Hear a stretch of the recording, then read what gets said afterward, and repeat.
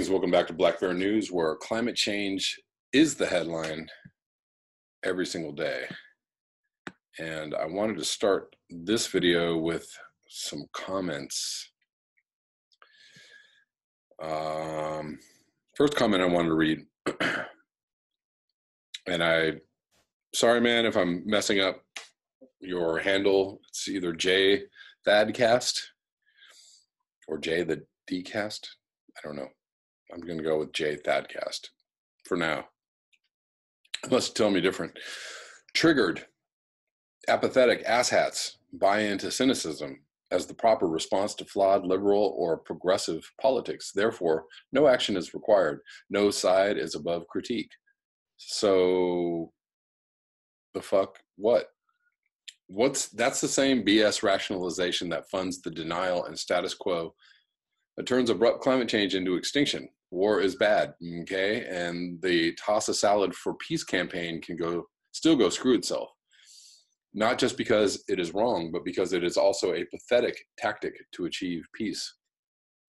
I'm sorry, did Santa Obama forget to give us the presents on our Xmas wish list? He was a slimeball that paid mostly lip service to the disenfranchised and environment, still light years from the soulless failures as human beings now running the show. I guess that means we should expand coal and nuclear.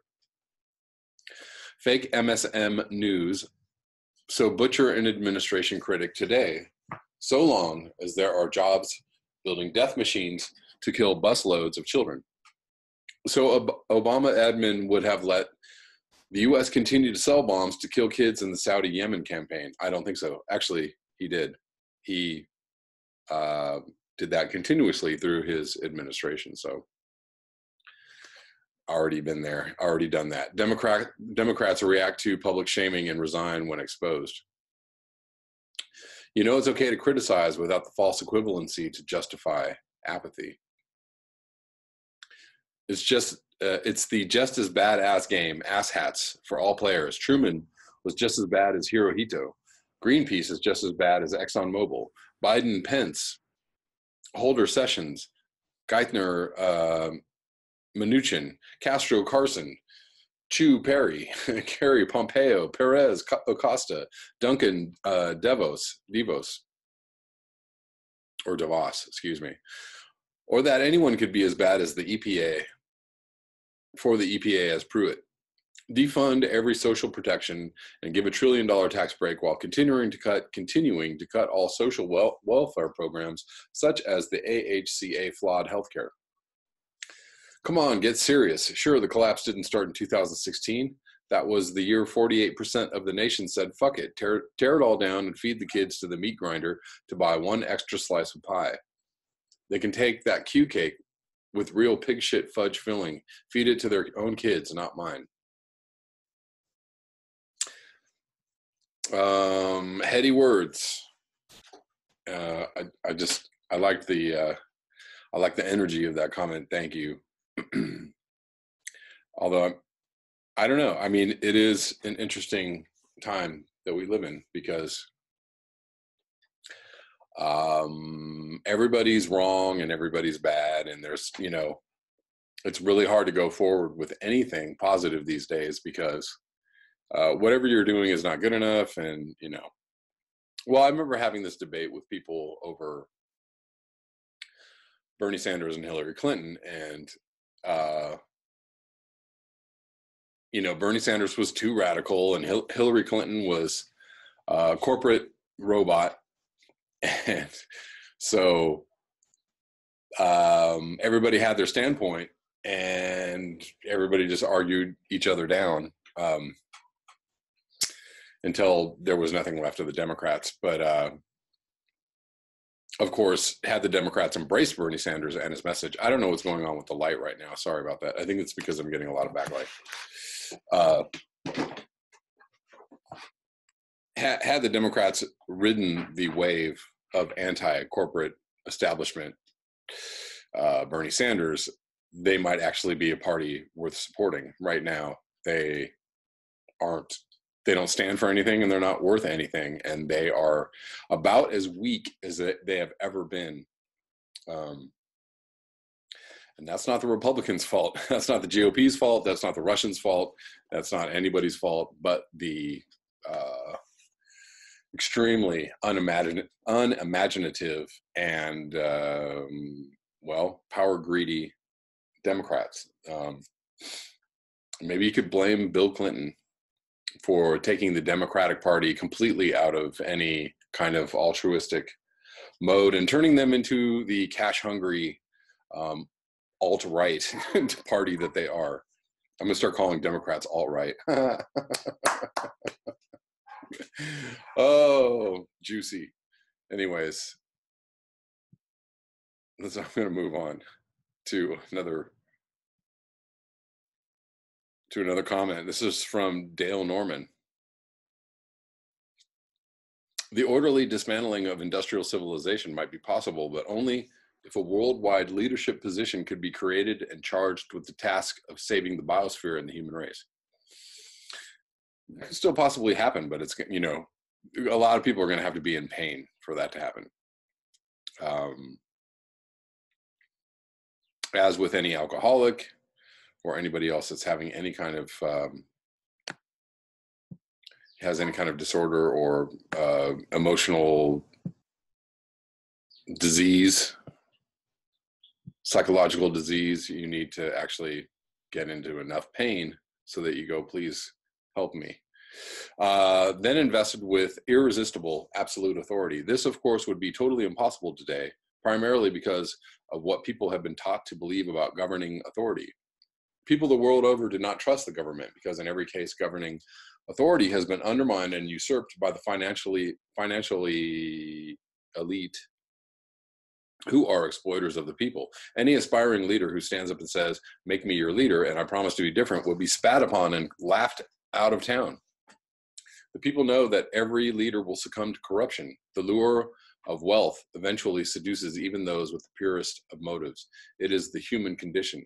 Don't follow leaders and watch the parking meters, sang the bard, and we all listened because it sounded right on, and still does. However, now with global warming, we can begin to see where the leaderless path leads as we contemplate our extinction, our bewilderment, and our impotence. Without the unification of the people all across the globe, we are toast. People are beginning to awaken to that stark reality, but because of what they have been taught to believe about history, they can see no hope.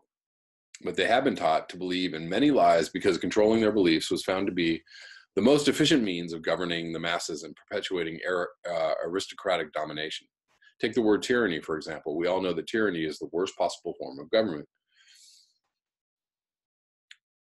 and that the tyrant is someone to despise and resist at all costs.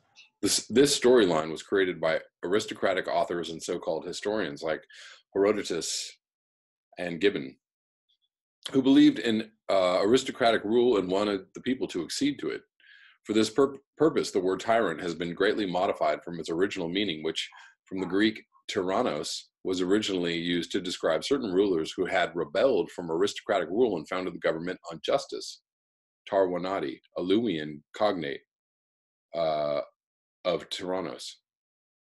The rulers who claim this title often also describe their leadership as Tarwanati, ablative, usually translated by or with justice. The mother of the gods, Athens, and the tyranny of Asia, Mark Henderson Munn, University of California Press, 2006. The Greeks used tyrant or tyrannos to refer to Oriental kingship, which was famous for the perfection of its sovereignty.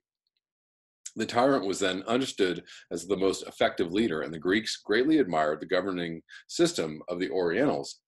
And though they tried to duplicate it without eunuchs, it was found impossible to duplicate. In other words, a fact missing in the popular histories is that it is possible to govern without the domination of the financially elite, but cannot be done without a eunuchoid bureaucracy. Interesting, okay. The king with a total eunuchoid administration, Levites, was called Messiah by the Hebrews. Interesting comment. What do I have to say about that? Yes, I mean, there isn't anything we can do unless we have some kind of unified governing body or um, someone with ultimate authority over what it is we're doing, because we don't have time, and we're not going to change enough people's minds to get this done, like, democratically, or everybody's going to agree to this. Um, my guess is that the only hope is if, things get bad enough that, someone is either elected or comes into power that just flat out says, this is the problem. This is the most important problem. We have no other problems to worry about. We're going to, we're just going to do this. This is what we're going to do. And let's make this happen. And all dissenting voices need to just go away.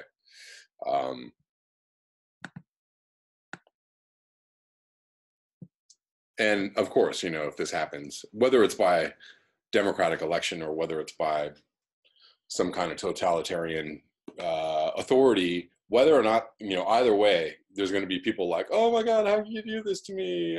We can't, this is, this is fascist. This is too much. This isn't fair.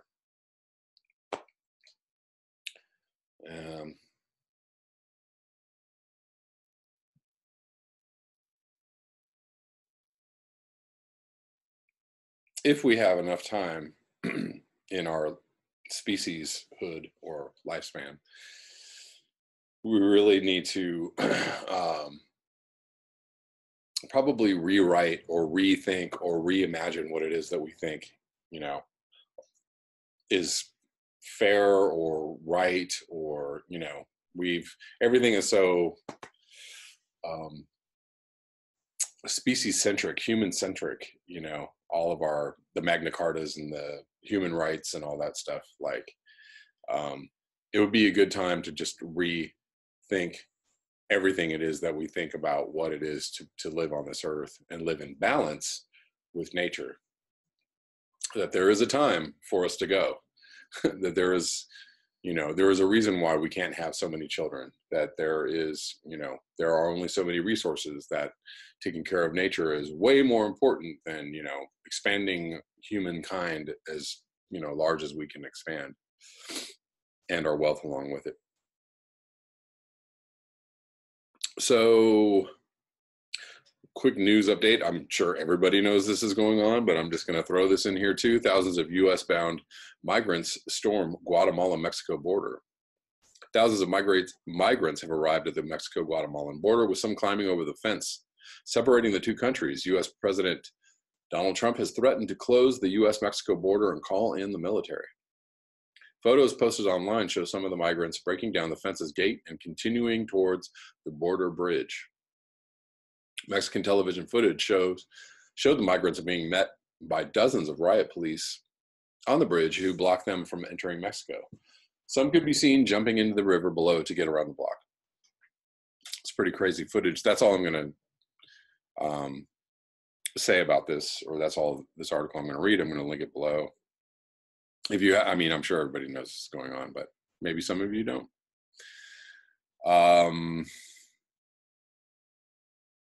Kind of a wild situation.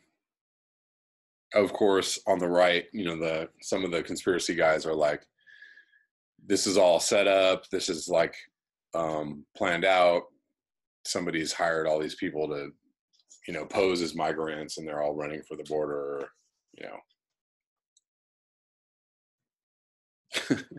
Maybe. I don't know. Probably not. They're probably escaping very scary situations where they live. And although, the thing that doesn't make sense is that knowing that Trump is president and knowing, I don't know, maybe it's not that hard to get through the border. Maybe it still isn't. Maybe all of this is fluff and talk, which I actually think this is true. Every time we get, there's been Democratic and Republican presidents who have been like, we're going to get tough on immigration. And then people just go, yeah, we're going to go over the border anyways. Maybe this is all for show. Most likely on some level. Could be. But interesting situation because he's saying that they're not going to be allowed in, and that he's going to call the military and keep them out, which could turn into a big ass mess. Who knows? Moving on to some environmental news. Well, let's stay with politics. This is from Truth Out. The environment is on the November ballot, politics and climate change. Here's what's at stake and where. This is from Today by Tara Lohan. Environmental issues such as polluted drinking water in Michigan and harmful algal blooms in Florida could influence which candidates voters will support in this November's midterm election, says Holly Burke, communications coordinator of the League of Conservation Voters. Water issues really resonate with voters in states where clean water has been a dramatic problem, says Burke. These issues may affect certain political candidates, but in some states, ballot measures will be a more direct way for residents to weigh in on environmental issues. For those hoping that statewide initiatives will help to combat environmental rollbacks at the federal level by the Trump administration, this election will be a crucial test.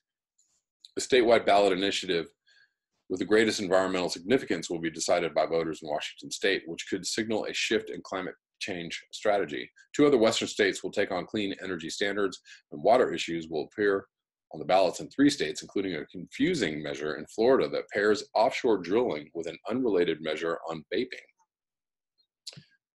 We're seeing a lot of support for states to take the lead in the light of federal attacks on clean energy and climate, says Bill Holland, state policy director for the League of Conservation Voters. A fee on polluters, the biggest test, will be nearly 3,000 miles from Washington, D.C. in Washington state. If voters approve Initiative 1631, Washington could significantly move the needle on climate action by being the first state to enact a fee on carbon emissions. Carbon pricing bills have been proposed by a number of state legislatures, including Washington's, but none have yet to pass in the United States. Now Washington voters will decide for themselves on the issue, and if Initiative 1631 wins, it could trigger efforts in other states. We're super excited and see it as a potential model nationwide, says Holland. The measure would put a fee of $15 per metric ton on carbon emissions beginning in 2020. This fee would increase $2 every year until the state hits its 2035 greenhouse gas reductions goal and is on track to meet its 2050 goals. There's a lot at stake, not just for Washington, but the whole country. If it passes, Washington will take its place as part of a growing West Coast climate vanguard alongside California and Oregon, representing close to 20% of the U.S. economy, wrote David Roberts at Vox. If it fails, it will not only be a crushing blow to an already battered state climate community, but it will cast doubt on the larger states' will save us narrative, which is just about the only narrative U.S. climate hawks have left. Just 2 years ago, Washington voters rejected a similar measure, Initiative 732, which would have created a carbon tax. The measures, however, aren't identical. A carbon tax would have directed revenue generated by the program to the state's general fund. This year's Initiative 1631 instead uses a fee, which directs the money to specific purposes. Money raised by Initiative 1631 would be divvied up, with 70% directed towards supporting clean air and clean energy investments, 25% invested in clean water and healthy forests, and the remaining 5% targeted for helping communities deal with the impacts of climate change. The initiative was put on the ballot by a coalition of community, environment, and labor and climate justice groups. The opposition, led by Western States Petroleum Association, has raised $21 million to defeat the measure, of course. Clean water, Montana and Alaska voters will weigh in on water protections, but of 2 very different sorts. In Montana, Initiative 186 seeks to protect the state's waters from pollution from new hard rock mines. It would give the state's Department of Environment Quality the ability to deny permits for a new mine if the project's plan doesn't prove that it will prevent water pollution without the need for perpetual treatment. Alaska's Measure 1 would set up stricter permitting regulations and new requirements for projects that could impact aquatic habitat for salmon, steelhead, and other anadromous fish, which migrate between rivers and the ocean. Anadromous? anadromous. It enhances the public process and public participation in decisions around large-scale development that would impact salmon habitat, which is a core part of Alaska's identity. Drilling off Florida, one of the most confounding ballot initiatives, will appear before Florida voters. When voters get to Amendment 9 on this year's ballot, they will decide whether to ban offshore oil and gas drilling in state waters. At the same time, they will vote on whether to allow vaping, the use of vapor-generated electronic devices, in indoor workplaces. This odd confluence stems from the state's strange initiative process. Florida's Constitutional Revision Commission only convenes every 20 years to decide which constitutional amendments to place on the ballot. In some cases, they are grouped together. The dual measure makes for odd bedfellows and potentially voter confusion. A yes vote means a voter is in favor of banning both offshore drilling and indoor vaping. A no vote would be in support of drilling and vaping. Man, I need to vape while I drill. If you're in favor of one but not the other, you're out of luck. Let them vape. These kids just want to vape. Clean energy standards. Washington won't be the only state voting on issues related to energy and climate. Nevada's Question 6 and Arizona's Proposition 127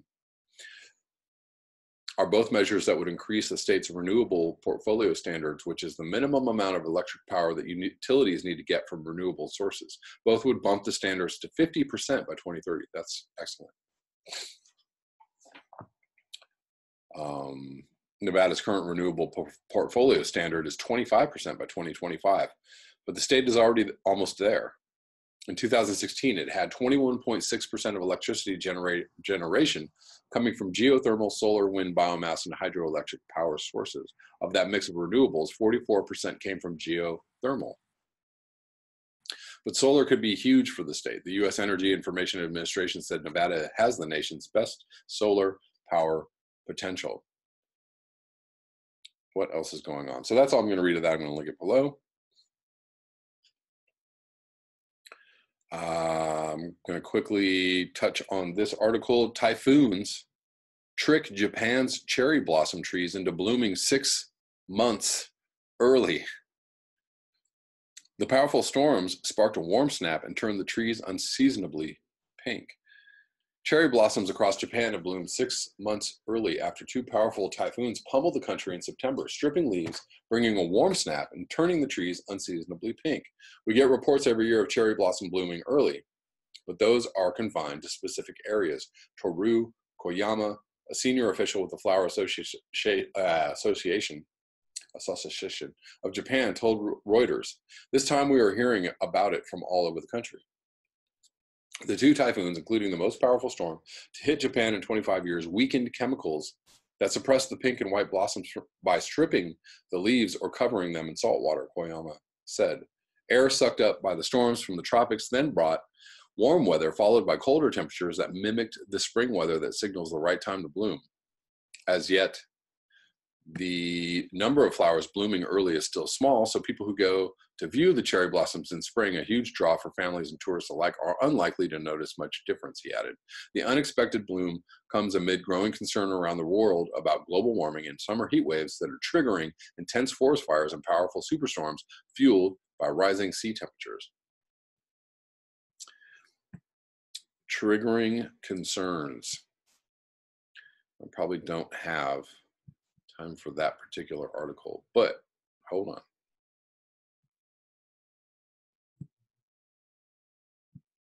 Maybe I'll read this. I'll read that one tomorrow. I wanted to read this from George Monbiot. Oh, wait. I read this, so I'm not going to read this. So sorry.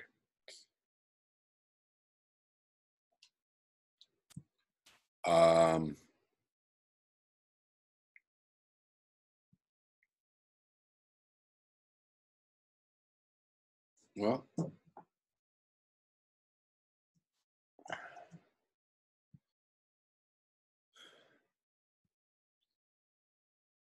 so sorry. Just have a little bit of time left, and I'm trying to decide which is the way to go.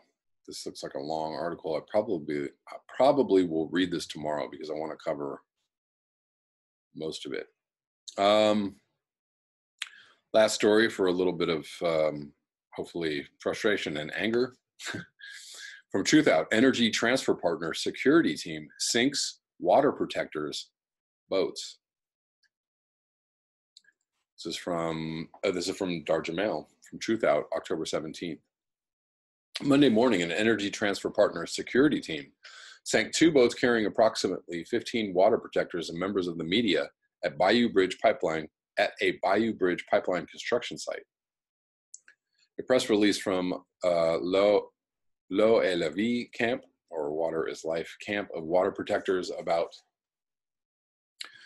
the incident stated that the security boat passed by at an aggressive speed and intentionally caused a large wake that swamped and eventually sunk the boats, carrying media and water protectors. While people could have easily drowned in the incident, they luckily managed to swim ashore, where they were assisted by a local fisherman. The water protectors and media members who were with them, including a documentary film crew, were legally observing the Bayou Bridge pipeline construction site, which is being challenged in court, where ETP was preparing to horizontally drill underneath the waterway. ETP hired the mercenary company Tiger Swan to attack water protectors at Standing Rock. Tiger Swan. ETP's henchmen were used water cannons, mace, attack dogs, rubber bullets, and concussion grenades, and held water protectors in dog kennel cages. What the hell? How is this legal? How is this legal to have like a mercenary company doing all this stuff? Like, this is insane. ETP's actions, I mean, not that it's much better if it's like actual police doing this, but this is wild. ETP's actions in the Atchafalaya River Basin, as well as inaction by state officials in Louisiana, continue to be criticized by water protectors and the supporters, who cite illegal operations and harsh and sometimes life-threatening actions being taken by ETP to protect its commercial interests.